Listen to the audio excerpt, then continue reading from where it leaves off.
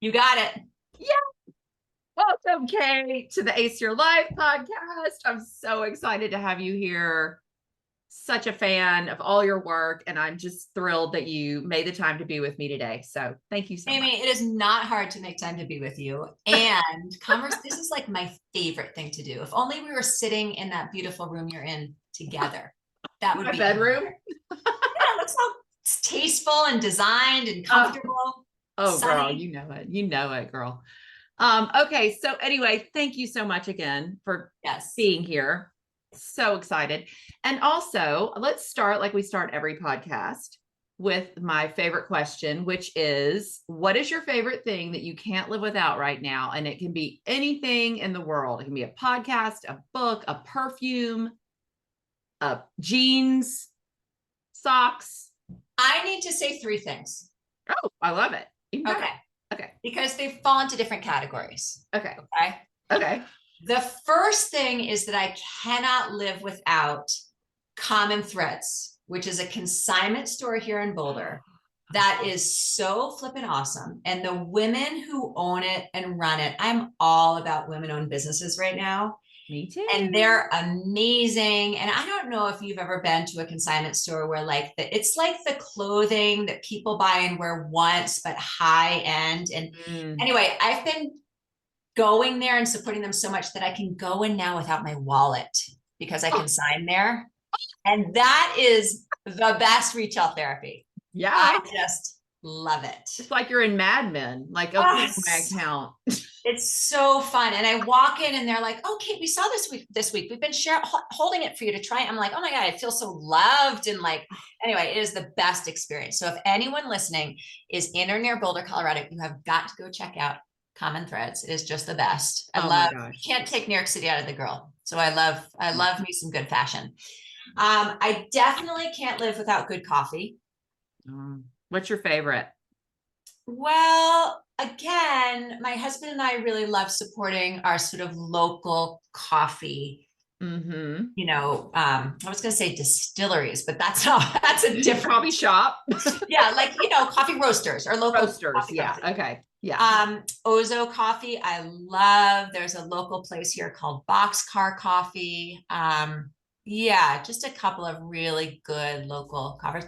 And then there's no way in hell I could survive without my meditation practice. Oh, so there are my three. And tell me about your meditation practice, because there are so many millions of different ways you can do it. I know what mine is, but I'm always just loving to hear what people do and what lights them up. So what is your meditation practice right now, today? I've gone through many phases. I actually started, I have a long history of anxiety, and I come from a family of anxious parents. And so I've been sort of like, kind of trying to find my sort of setup for anxiety management for decades, right? And about 10 years ago, I started meditating, and mindfulness practice is probably a better word. But right now, so I've gone through different phases, but right now it looks like it's a pretty basic sitting meditation practice. I do some stretches and some breathing before I start, and then I sit. And then I don't know if you know about the breathing, there's a really useful breathing pattern for our nervous system where our exhale is just a beat longer than our inhale. So if you're inhaling for 3 and exhale for 4, inhale for 4, exhale for 5, whatever your pace is, your exhale is just a little bit longer. And it pretty quickly tells your brain that you're safe. So that is how I start. I kind of ground myself. And then I have currently a really sweet practice of bringing to mind a time in my life where I felt total joy and total love and like feeling it in my body. I'm a big advocate of using our bodies to guide us. And so really feeling that. And then I walk through some more detail than you wanted, but in my brain, I love it. The more, the better. Visualize and walk through offering up that love and joy to all the parts of myself. Like the parts that feel really scattered and disorganized, as we were just talking about, the Mhm. parts that feel badly for yelling at my daughter, the parts that, right, all I like bring that feeling in my body and I bring it to all of the parts of myself that need some love and attention. I love that. And how long does it take you, do you think, I to do sit for about 30 minutes 30 total, minutes? all Okay, me combined. too. Yeah. Yeah.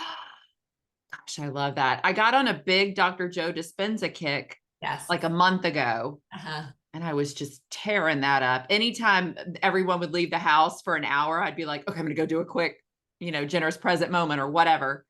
But now I'm back into just the quiet because, Yes. I like to do guided, but I really think it is so powerful just to get so silent, especially when you're in the season of like the holidays, like we are right now, and everything is hustle and bustle and crazy and all the things to do. And I crave that just quiet, get out of your head for a minute and just kind of rest your brain. So I You do know, love it's that. so funny, Amy. I mean, I, as a mental health professional, really, really believe that the key to mental health is being able and willing to sit with discomfort. That is the key. And for me, my meditation and mindfulness practice has been about that, right? Because I've now done it long enough that I can bring up those feel good experiences and Hmm. really appreciate Joe Dispenza's meditations, and I've done them too. And in the beginning, still, it's all about like, you sit down and you're irritated and your brain Hmm. is like, to me, that's what mindfulness practice is. It's like, oh, if I can learn to sit with all this uncomfortable feelings in my body and thoughts in my mind and not react to them, Hmm. I can train myself to do that. I can be pretty darn resilient throughout the day, Yeah. right? It's like the hardest thing you have to do all day. That's right. And I try Exactly to do right. it the first thing when I wake up, because if I get up and start going, it's so hard to Me too. just backtrack and find the time to do it. I really think there's something so beautiful about just waking up when no one else is awake. I always make sure I get an hour or 30 minutes before I have to get the rest of the family going.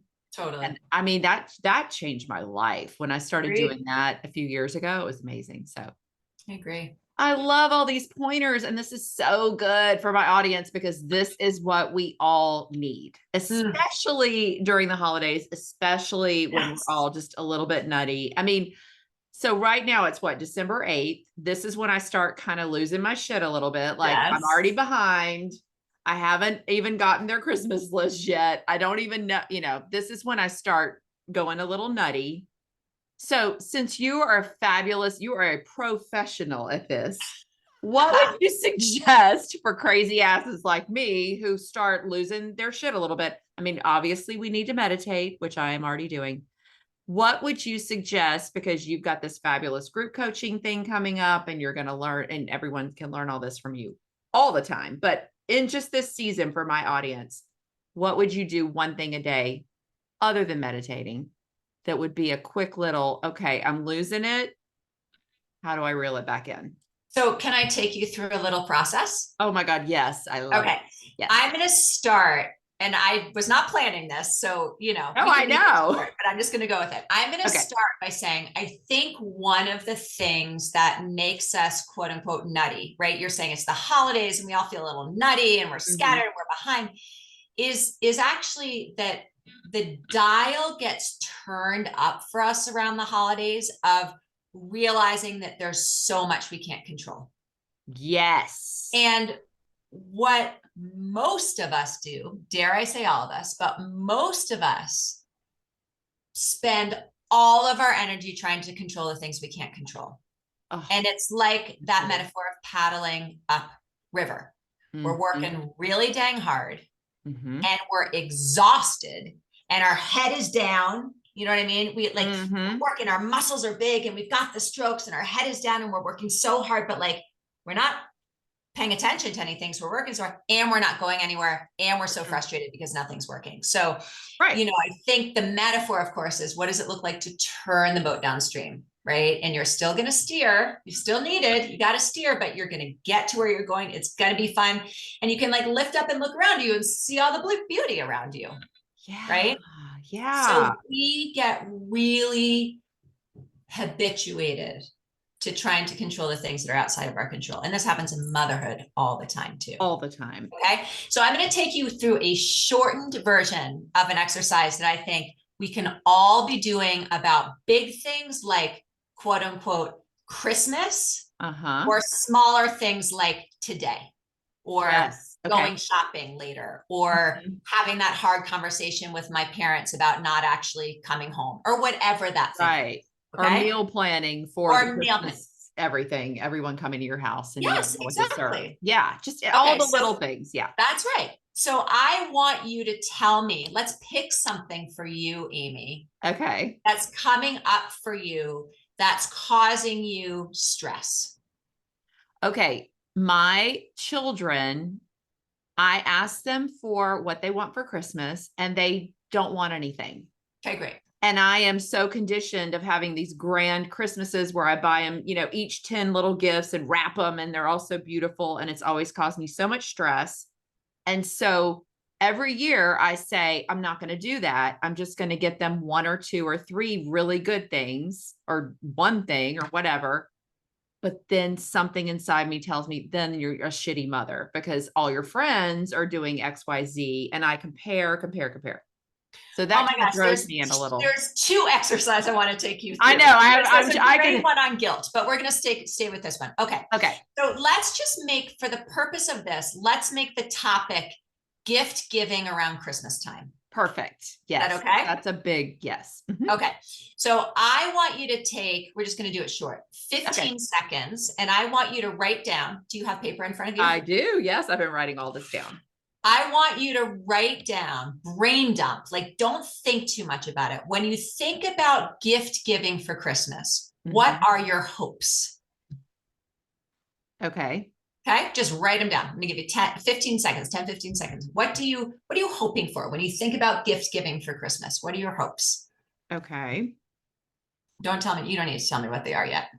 Okay. And maybe, you can just write down a handful. And I would suggest, maybe your listeners who are listening can put down their stuff and do this right here with you, because I want them to. That's what I was just thinking. This is so perfect because I'm going to release this before Christmas. So we definitely need to do that. Okay. Amazing. So okay. All of your hopes. It's an interesting question, right? It is. An exercise like this, just as you're jotting those down, is so helpful because we don't always get out of our head what's in our head. And then those things just swirl around like, mush. Okay. Okay. I'm ready. Here's your next question, Amy. When you think about gift giving for Christmas, what are your fears? So again, I'm just going to, fill some airspace by chit-chatting while you're writing those things down. But the idea here is to put down on paper, not thinking too much about it, but like whatever comes to mind. What do you recognize as your fears or your anxieties is another way to think about that when you think about gift giving for the holidays? Okay, I'm ready. And then the third question is, when you think about gift giving for the holidays, what are your expectations? And as you're writing these down, I'm just going to say, this is often where the shoulds come in, right? This is like, what are your expectations? What are you expecting? And as you're finishing that list, I will just remind folks that there is a big difference between hopes and expectations, because when a hope isn't met, we feel disappointed, right? Right. Which is annoying and uncomfortable, but we can deal with disappointment. Right. Right. Yeah. When when an expectation isn't met, what do we feel? Unloved. Yeah. Yeah, I wrote that down. I want to show them that I love them. I don't want them to feel unloved. Yes. Which is crazy. So That's right. So when an expectation isn't met along with disappointment, we often feel shame and guilt Mhm. and resentment and judgment. We feel all kinds of shit. That is Mhm. not so easy, right? Disappointment is like, oh, I'm so disappointed. And as grown-ups, we can move through that. But those other ones are hard to move through, Yes, they right? are. Uh-huh. Okay. So you have a bunch of things on your list. And I don't Right. know, just for your listeners, because maybe it's fun to share. Oh, it What's is like one fun. hope? What's one hope that you have on your list? Um, to help them put a smile on their face, make them feel happy and loved and supported. Amazing. Great. Okay. What is one fear that's on your list? That they'll be disappointed or that Great. they'll feel unloved or sad. Perfect. And what is one expectation on your list? Um, expectation. When you say that, do you mean like what's the expectation that I want to have? Any way you want to answer the question, it doesn't matter. Okay, When the you hear that, what expectation are your is that expectations? if I don't give them the right gift, that I will feel guilt or shame, like I didn't do a good job as a mother or Okay. family member, sister, wife, whatever. Right. So the expectation, if we're just going to sum that down for simplicity, is I'm going to give a good gift. Oh yeah. Oh yeah. That's my expectation. That's your expectation. Correct. Right? Yes. You have a fear in there if I don't, but your expectation is we give great gifts for the holidays. Yes. Right? There you go. Perfect. Okay. And I'm kind of known for that. So that puts Great. another layer of shit on top because I usually spend so much time trying to figure it out. And so now it's a thing for me like, oh, well, I can't just give them a gift card because that would mean I didn't do my job. Okay. And so I was going to ask a question about this. Do Yeah. you enjoy the gift giving piece, the giving the awesome gift? Do you enjoy that? I enjoy it when they open it up and I feel happy. But the front end, I hate like let's go find it and what's it going to be and making the list. And did I give each kid enough, the same amount? That stresses me out. But And I is love when they open it up and they're delighted. It makes me so happy. I love to give gifts. Yes. and it sounds like when they open it up and they feel joy and you're feeling joy, the feeling that you're going for is yes, joy, but also love and connection. Yes, exactly. You Totally. are, of the love languages, you're a gifter. Is that Yes. true? Yes, I am. And I love words of affirmation. So I'm always showering people with words that I just, oh, thank you so much. That was so beautiful. Blah, blah, blah, blah. Yeah. So I'm a big giver. Yeah. Of that kind of stuff. So I'm going to pause on this exercise because I want to just offer you something up here, which I know all of us can relate to, Yeah. right? There is sort of this rule you have set for yourself. I'm just going to do a little plug for guilt. I think guilt is a very useful emotion. I think it's really important that we're willing to feel guilt. Okay. Okay. Because when we feel guilt, I think all emotions we have to be willing to feel because there's so much wisdom in them. Right. Right. When we feel guilt, we feel that because we've broken some kind of a rule that someone else has set for us or a rule we've set for ourselves. Mm. And I hear that you have set a rule for yourself that mothers show love through, or people show love through gift giving of amazing gifts. Yep. That's how I was raised. We had these giant Christmases and it was like my mom was the best and she still is the best gift giver ever, the best cook ever. I am none of these things. I am the opposite. Well, good, because we're going to free you up here for a moment. Okay, let's do that. Rule, we're like double dipping here with these. Oh, dip away, girl. Your rule that you have for yourself is that good mothers give stellar gifts to their children. Yes. So anytime you don't give a stellar gift to your child, you're going to feel guilty because you've broken that rule, right? Yes. So when we feel guilt, we have an opportunity to do two things with that guilt. First, we have to feel it. We have to know it's there and feel it. The first thing we have to say is, oh, am I feeling guilt because I'm out of my integrity and alignment with something that I believe to be important for me? Not because someone else told me, but I truly believe it. Right. Right. So for instance, if I really believe in allowing my children to feel whatever feelings they have, right?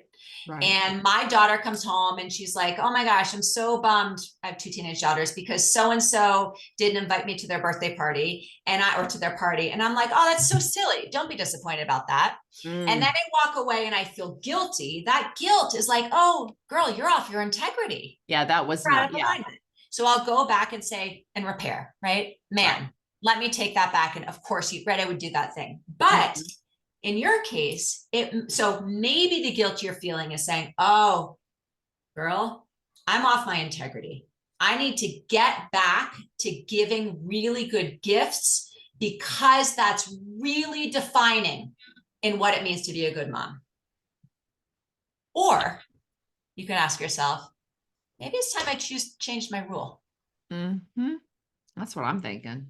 Yeah. Because I'll tell you something, there are a zillion great moms out there who do not give stellar gifts to their children. Yeah. Right? Right. And it kind of is as simple as that. Maybe your new rule is good moms spend time on the holidays to let their children know how much they adore them. Yep. Or spend quality time with them doing things that makes happy memories for them. Because I thought about this, like, what if because I'm usually so frantic at this time of year that I don't really spend time with them because you're so rushing around and kind of annoyed and pissed off and tired and aggravated, and maybe you drink too much and then you feel like shit, whatever. I don't know. I mean, there's all those things. It runs the gamut.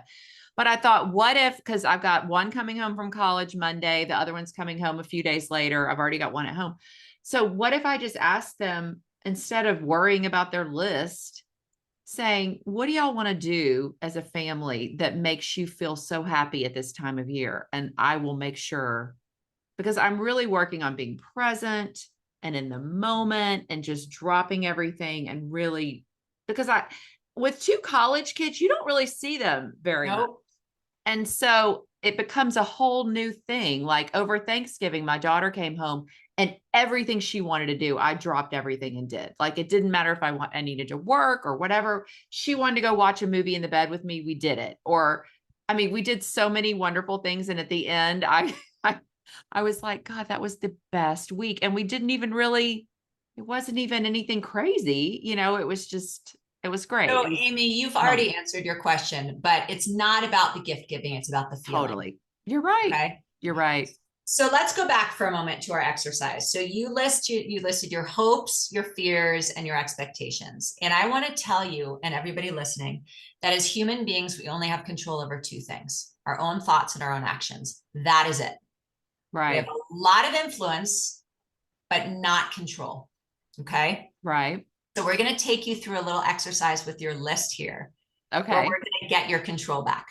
Okay. Okay. I love it. Okay. So look at your expectation list, and anything in that list that does not have to do with your own thinking or your own actions, I want you to move over to your hope list. Everything. Okay. Move them over. Because what we want to be left in an expectation list are the things that are within your control, which means they're realistic. Oh, well, then I can give them a gift, or I can give them time. Yes, that'll stay there. Right.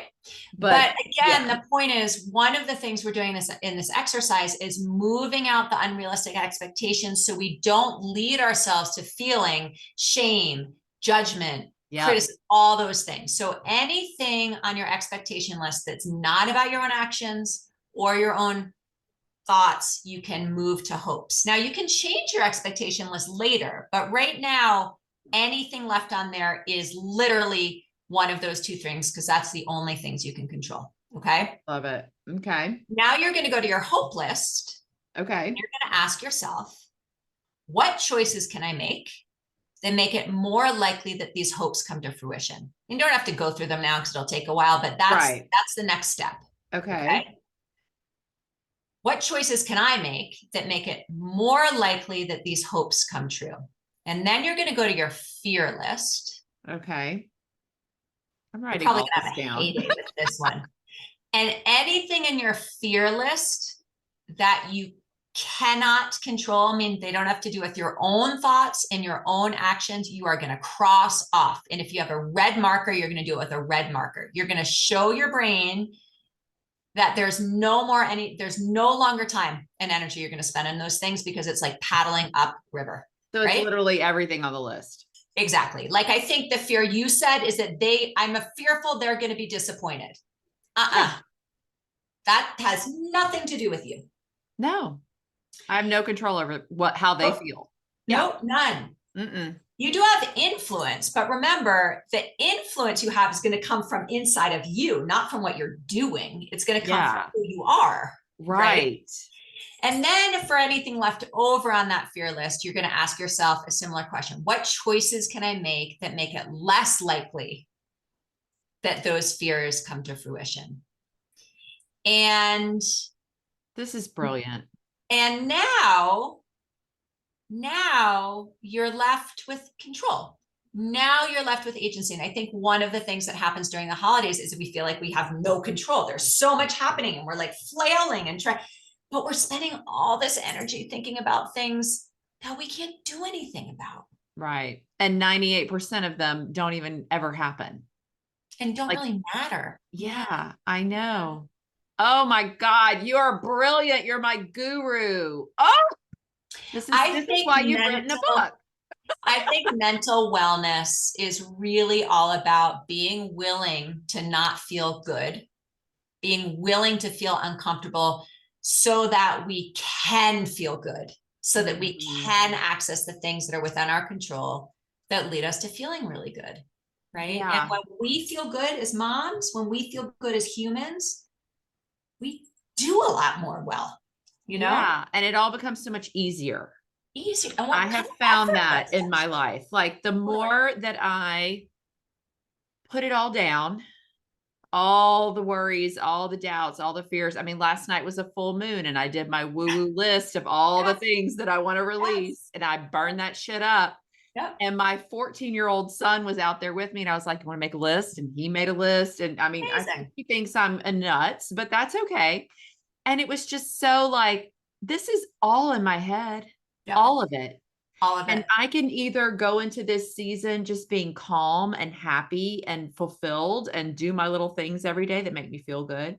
Or I can go into this season feeling behind the 8 ball, telling these stories to myself that it's never going to be good enough and they won't be happy. And if we have all these people at my house, I won't know what to feed them. And, you know, all these stories that go through your head that are bullshit. And no wonder you feel like shit. Right? Exactly.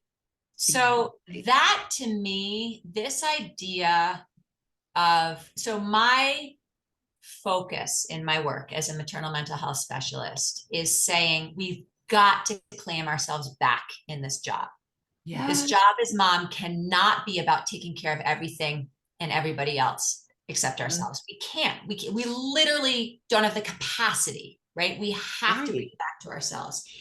And the quote unquote blessing and curse is that no one's going to do it for us anyway, right? It has to be us. We have to be the ones who help ourselves feel better, who make the decisions for ourselves.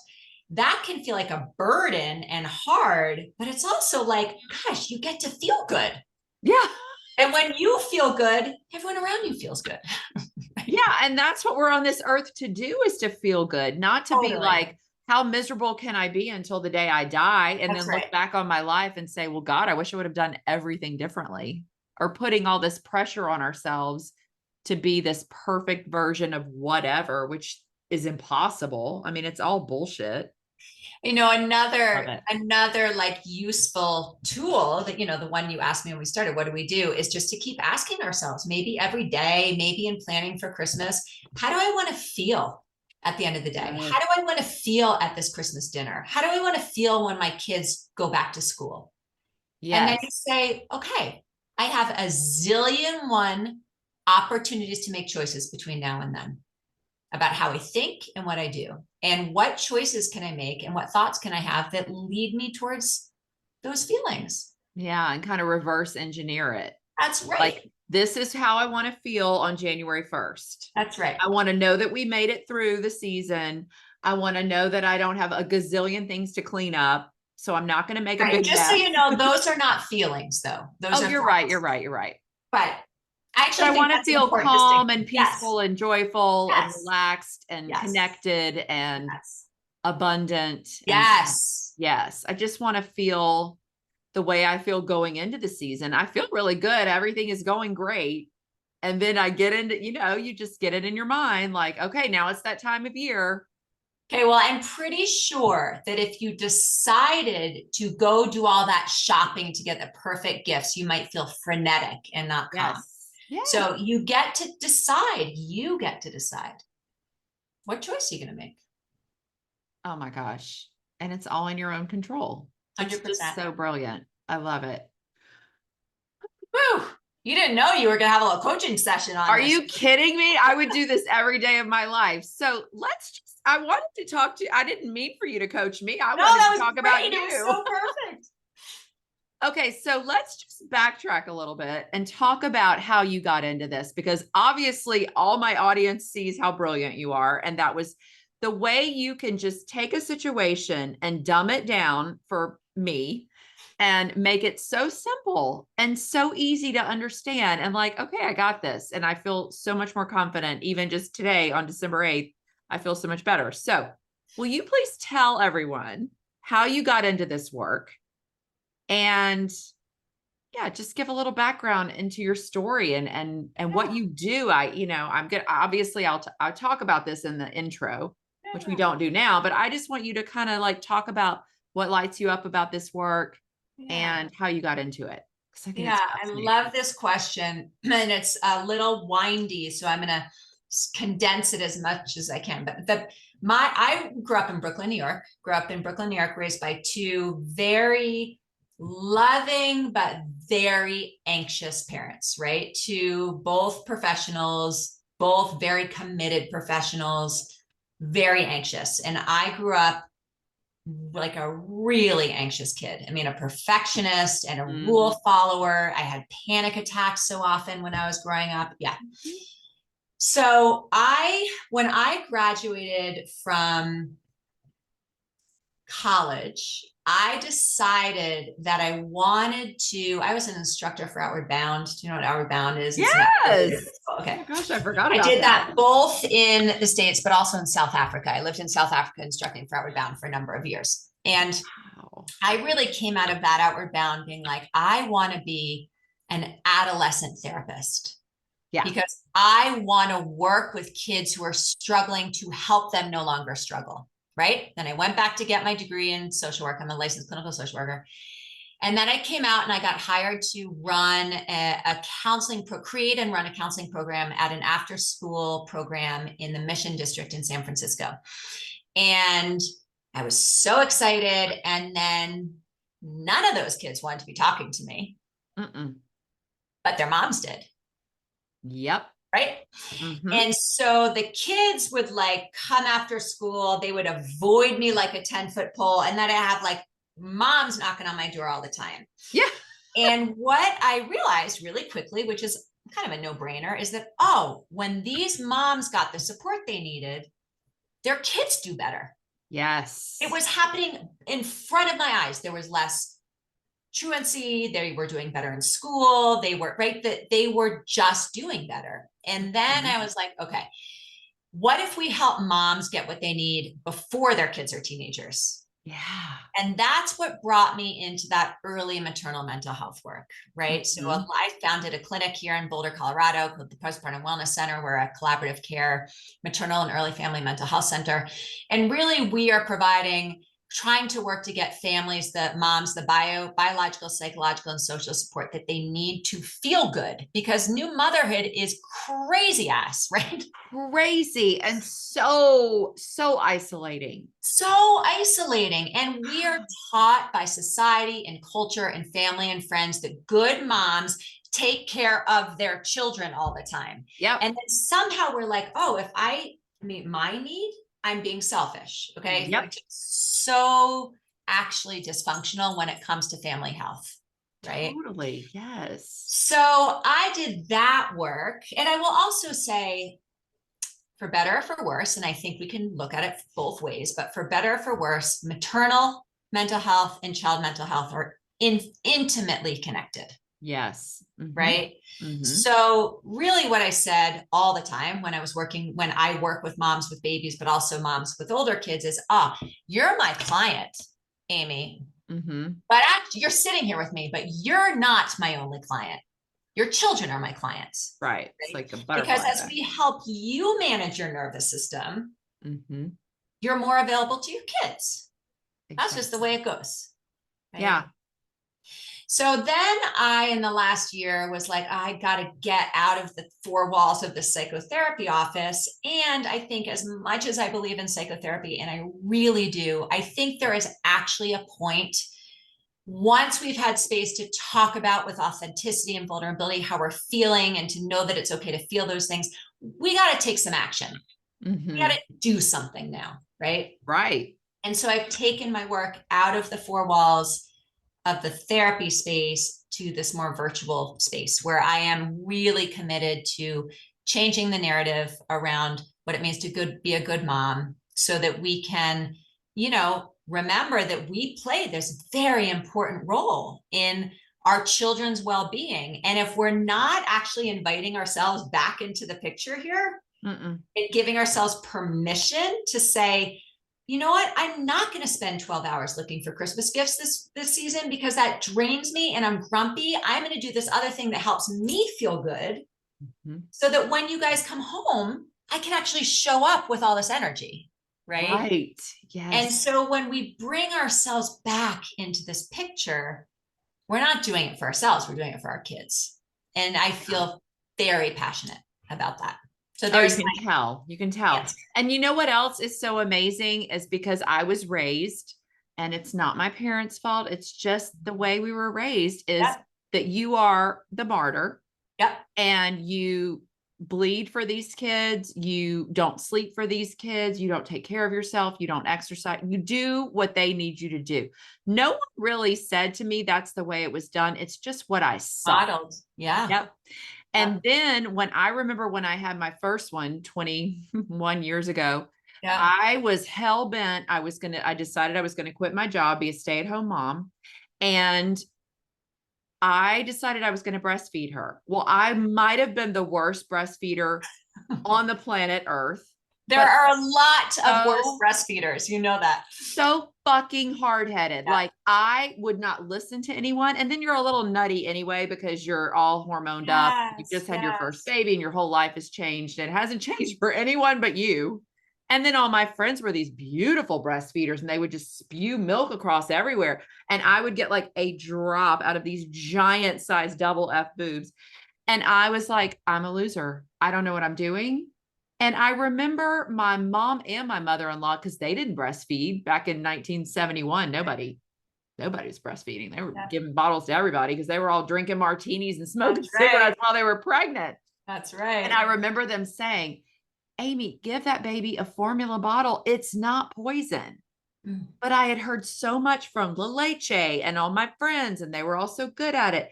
So I shamed the shit out of myself for 9 months. That poor baby girl, she was starving. But I was like, that's it. This is what I have to do. I was such a mess. And then at 9 months, I weaned her. Finally, thank God, I woke up. I don't know how she survived. And she got so fat and so happy. So by the time I had the boys, oh my God, I bound those boobs up in the hospital. And I remember a doctor, I took the third one when I had the third one. I took him to the doctor because all the kids were sick and it was December and he's a newborn. And she's like, oh, well, don't worry. He's getting that liquid gold. And I'm like, and I just broke down. No, it's not. He's not getting any breast milk because I'm the worst mother. Why do this to ourselves? Like it is insane. It's really fucked up. It is. And I think people like you and the fact that you're now on the internet and it's a platform and it's getting to 7.5 billion people instead of just your little Boulder, Colorado community.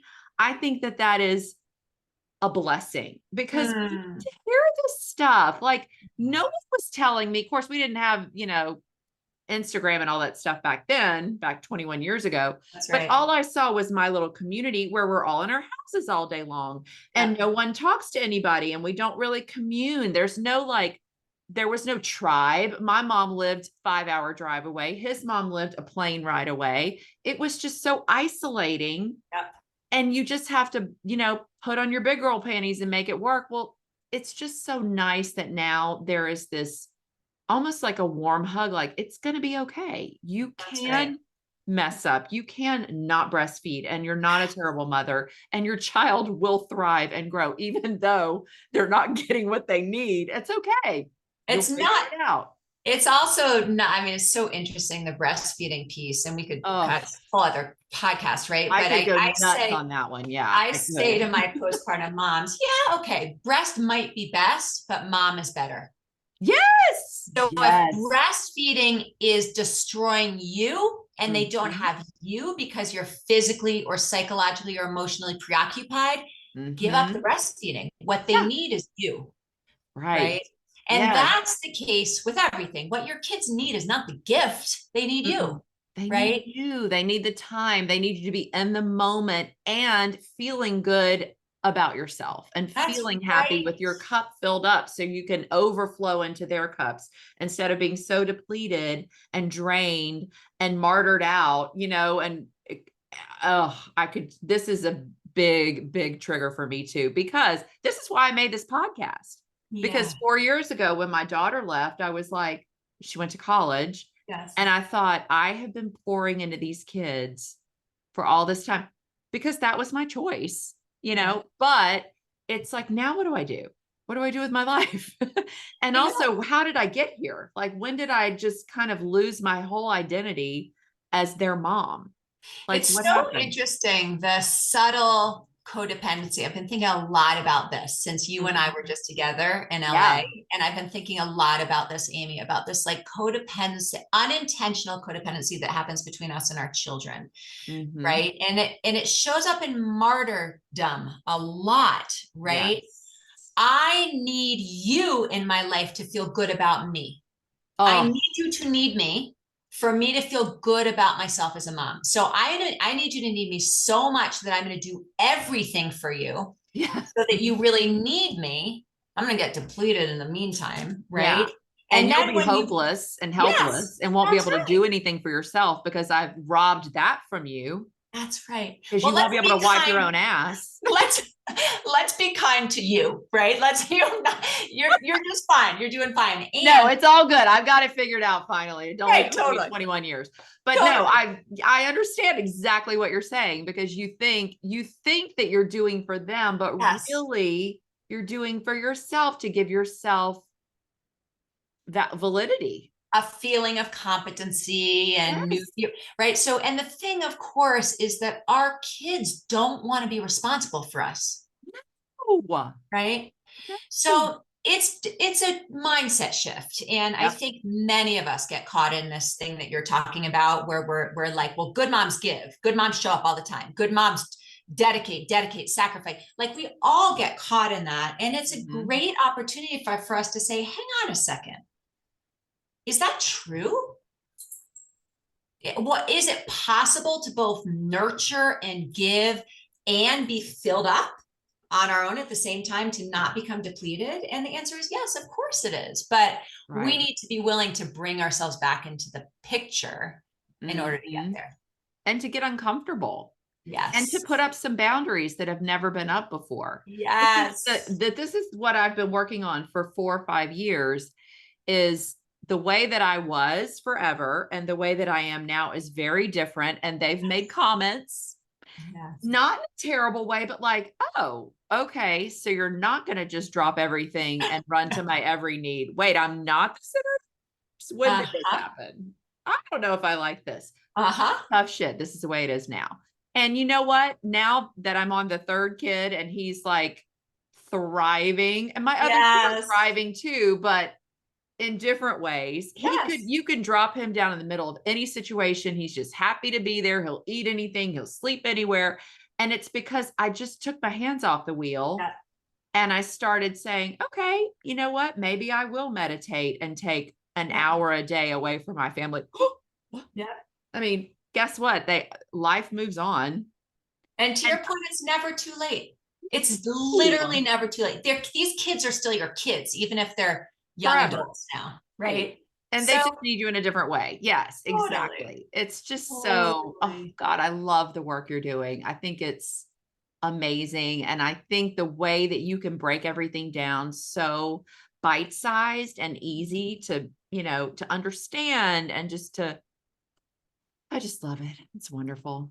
Thank you, Well, Amy. I thank love doing you. it. I mean, isn't that funny? When we feel good, we show up well. So there you go. Exactly. Okay. Tell everybody, because I know we're getting close to the end. I want you to just talk really briefly about your book. So my book is called Reinventing Supermom, and the subtitle is Encouragement, Support, and Strategies for New Mothers Who Feel Lost. And it really is written for that mom in the first year after having a baby. It's a lot of what we're talking about.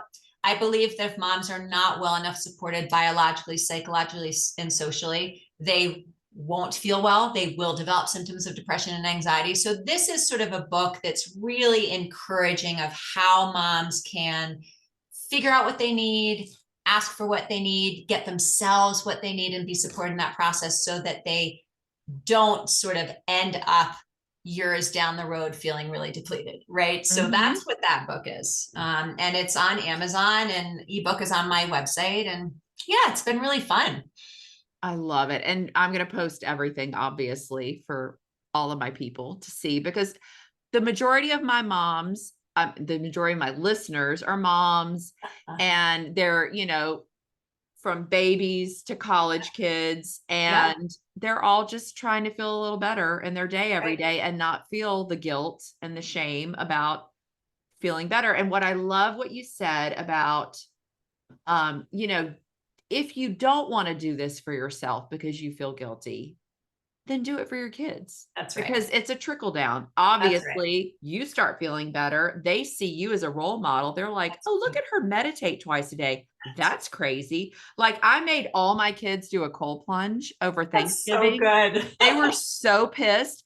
But it's like, well, first of all, I didn't make them do anything. I was just doing it every Exactly. day. I was modeling it, and they were That's like, right. she's nuts, but that looks kind of fun. And I put on the Beyonce, and they're like, I will do it.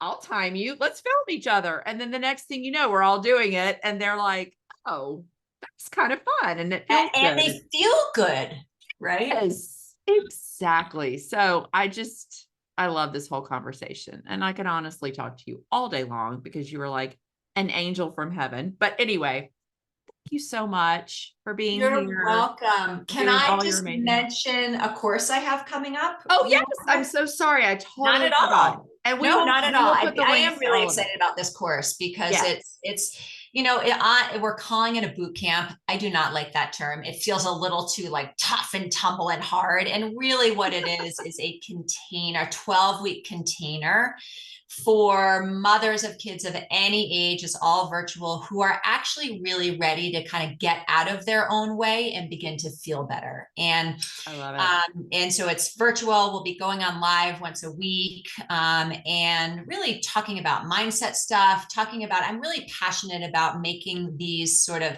quote unquote self-care and these strategies easy and manageable. So it actually can happen anywhere, anytime. And so we'll be talking about that. We'll talk about how our thoughts get in our way and changing our thinking, and how to feel that discomfort so that we can turn the discomfort into feel good feelings. So it's really just 12 weeks of helping moms kind of level up in how they're feeling in their own lives, with the, result of being closer relationships with their kids and giving space for their kids to start to do really well and feel really well, because they are. So that's that course. It launches in January. I'm super excited about it. It's going to be amazing. It's going to be literally what you just did with me, but for 12 weeks. This I is true. mean, Pretty what much. a gift. What a gift. And imagine, just think, like we were talking about reverse engineering, how you want to feel. How do you want to feel going into the summer? Do That's you want to right. feel depleted and martyred That's right. out and like, oh, I didn't get my gold star today? Or do you want to feel filled up?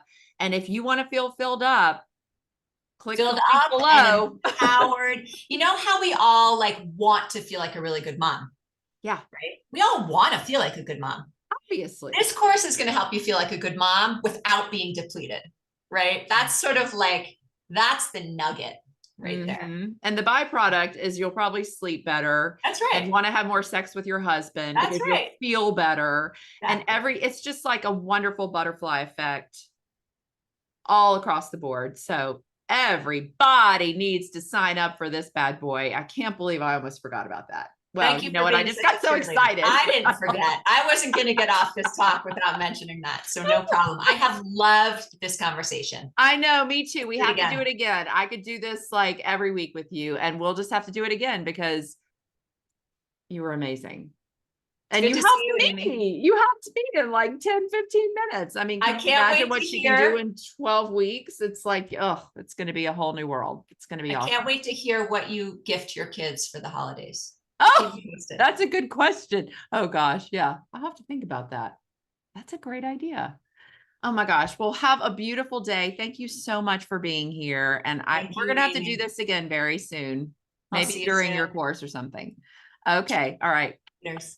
Bye.